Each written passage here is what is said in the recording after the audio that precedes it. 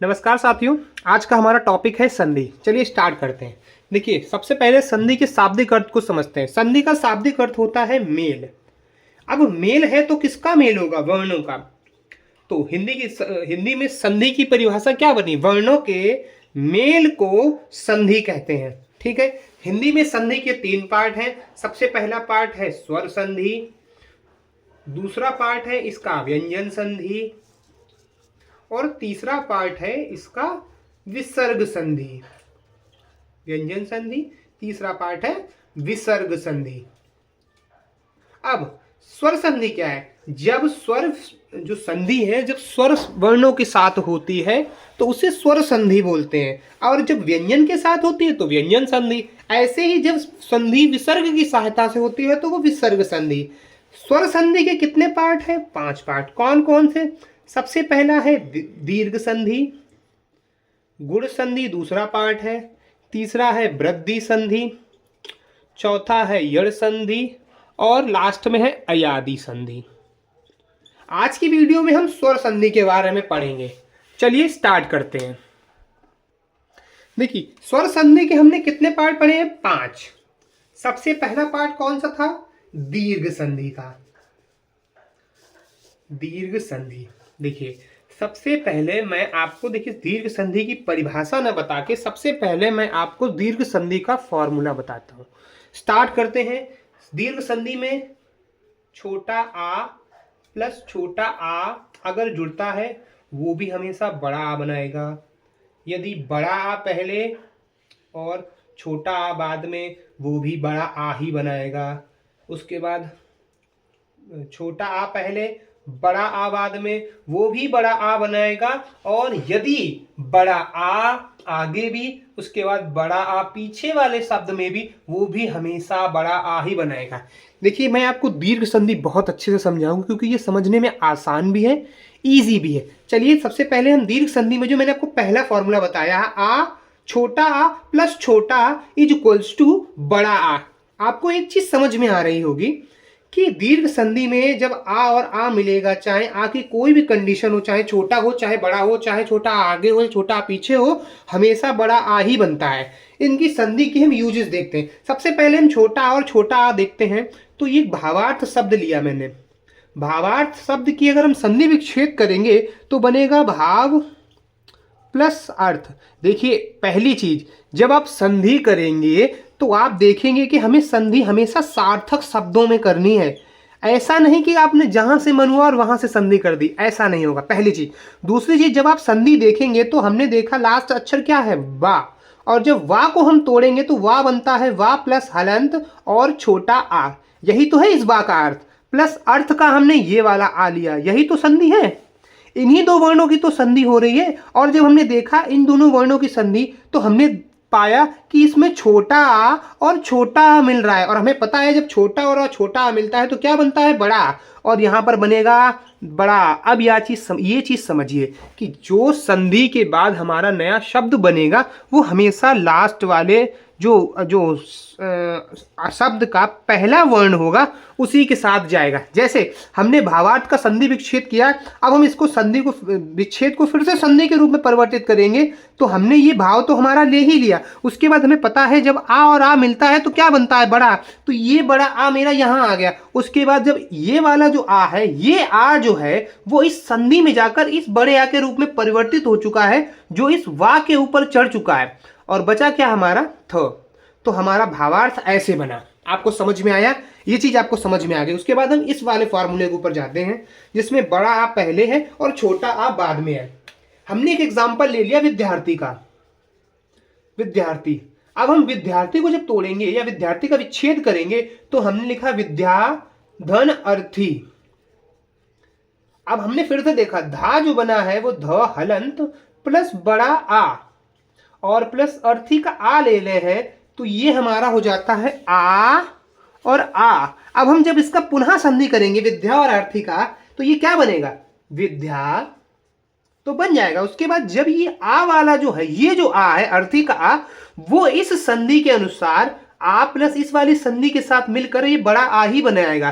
तो टेक्निकली क्या हो गया, ये धा जो बड़ा धा था ये यही रहेगा, और प्लस ये जो आ है वो इस संधि में जा चुका है, तो ये मेरा था बचेगा। तो ये विद्यार्थी ऐसे बना। आपको समझ में आ गया कुछ कुछ।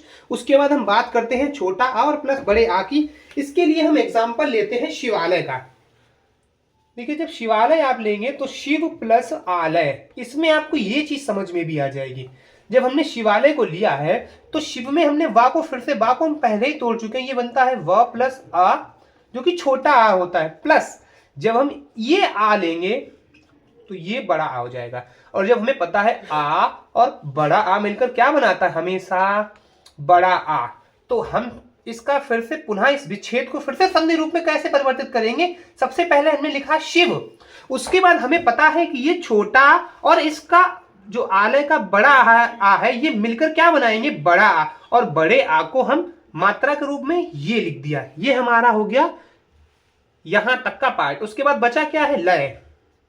ये हमारी संधि हो गई शिवालय। आपको कुछ कुछ समझ में आ रहा होगा कि संधि हो कैसे रही है वो समझिए, इंपॉर्टेंट यहीं पे है, बहुत इजी है यहाँ पे समझना, ठीक है। उसके बाद हम इस लास्ट वाले फॉर्मूले को देखते हैं।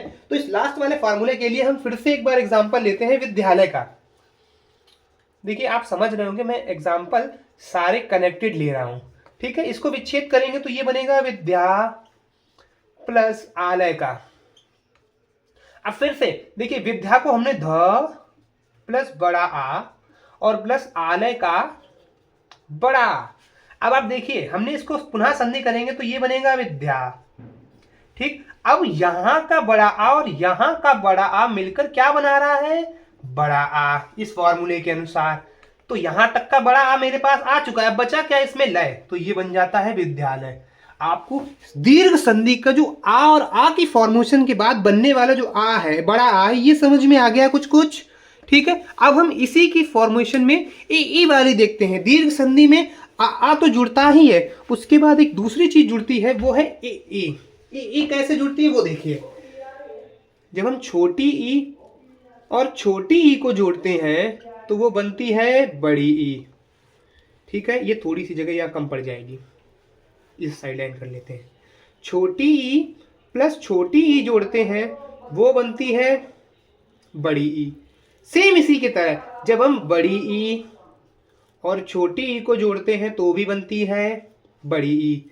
सेम इसी की तरह जब हम छोटी ई और प्लस बड़ी ई को जोड़ते हैं तो भी बनती है बड़ी ई। और वैसे ही बड़ी ई प्लस बड़ी ई को जोड़ते हैं तो भी बनती है बड़ी। अब मैं आपको संधि विच्छेद समझा चुका हूं।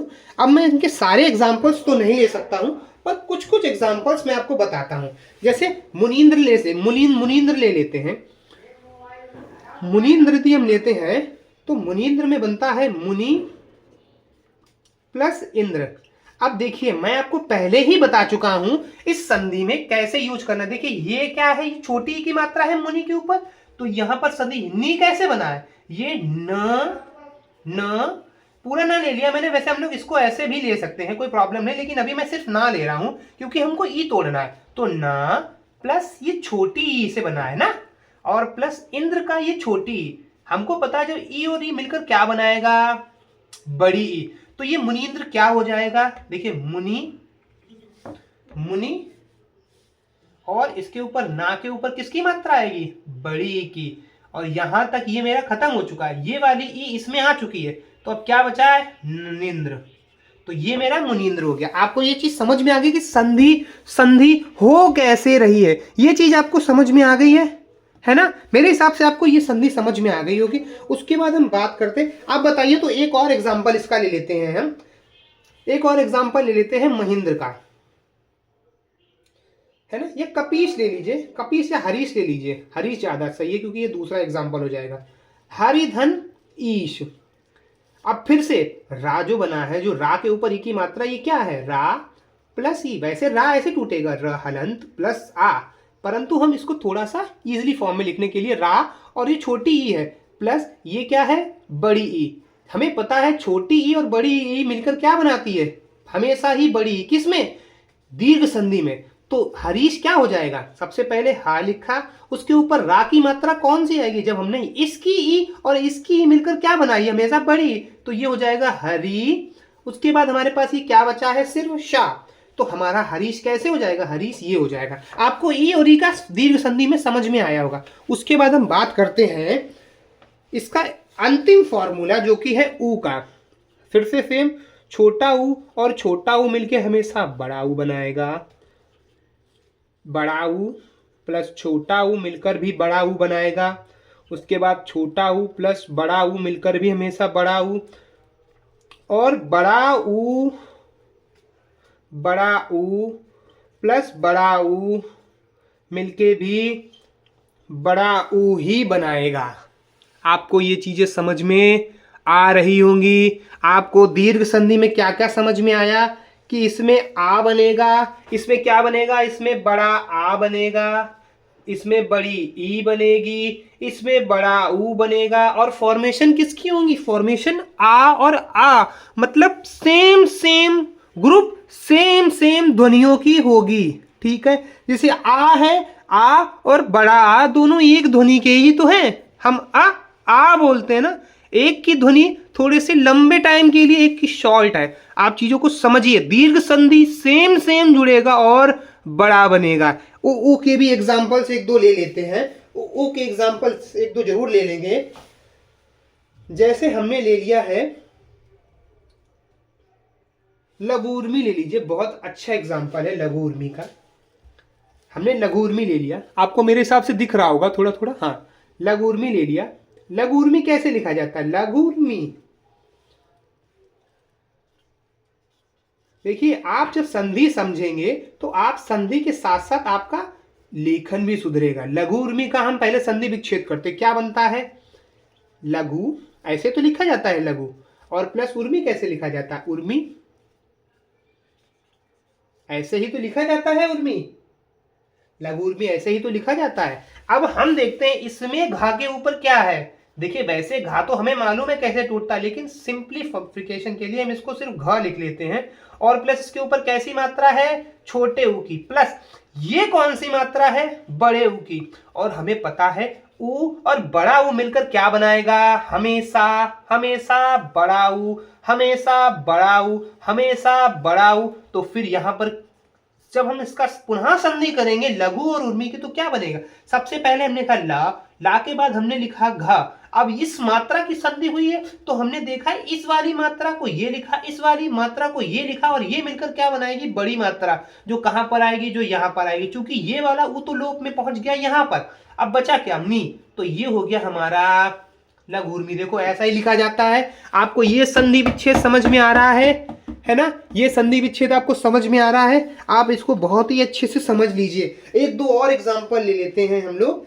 जैसे भू ऊष्मा ले लीजिए। भू ऊष्मा बहुत अच्छा एग्जांपल है। भू ऊष्मा, भू ऊष्मा, इसको हमने बदलते हैं तो इसको हो जाता है भू प्लस ऊष्मा। ठीक है, अब इसको हम फिर से समझते हैं। देखिए भा के ऊपर कौन सी मात्रा है, भा प्लस बड़ा ऊ, प्लस ऊष्मा में इस ऊ के ऊपर क्या है, बड़ा ऊ। क्योंकि हमें पता है बड़ा ऊ और बड़ा ऊ मिलकर क्या बनाएगा, बड़ा ऊ। आपको समझ में आ रहा है। तो इसका जब हम पुनः संधि करेंगे तो क्या करेंगे, सबसे पहले भा। देखिए भू मीन्स क्या होता है, धरा, ऊष्मा मीन्स होती गर्मी। मैंने आपको पहले जो एग्जाम्पल्स कराए हैं शायद मैं उनकी मीनिंग बताना भूल गया हूं, पर आप ये चीज ध्यान रखिए, संधि हमेशा सार्थक शब्दों की होगी। आपका जहां से मन करेगा आप वहां से संधि नहीं कर सकते हो। जैसे ये भूष्मा था तो हम इसको भूष हलन प्लस मां नहीं लिख सकते, इसका कोई सार्थक अर्थ नहीं बनेगा। जब हम इसका सार्थक अर्थ निकालेंगे तो ये भू मतलब धरती होती, भूभूमि धरा, और ऊष्मा मतलब होता है गर्मी, तब ये सार्थकता से टूटेंगे और फिर संधि होगी। तो उसी संधि के रूल को हम अपनाएंगे। क्योंकि हमें मालूम है भा की जब हमने संधि की तो ये भा प्लस ऊ, ये ऊ की मात्रा इस पर आ रही, और ये ऊष्मा का ऊ यहां पर आ गया, और ये दोनों मिलकर क्या बनाएंगे, बड़ा ऊ। क्योंकि अब हम इसको संधि दोबारा करेंगे तो भा के ऊपर बड़े ऊ की मात्रा, और ये ऊ आ चुका है, तो बचा क्या, श और मां। यही ऊष्मा होता है। मेरे हिसाब से आपको दीर्घ संधि समझ में आ रही होगी। अगले पार्ट में हम वृद्धि संधि को पढ़ेंगे। तब तक के लिए इतना ही, धन्यवाद।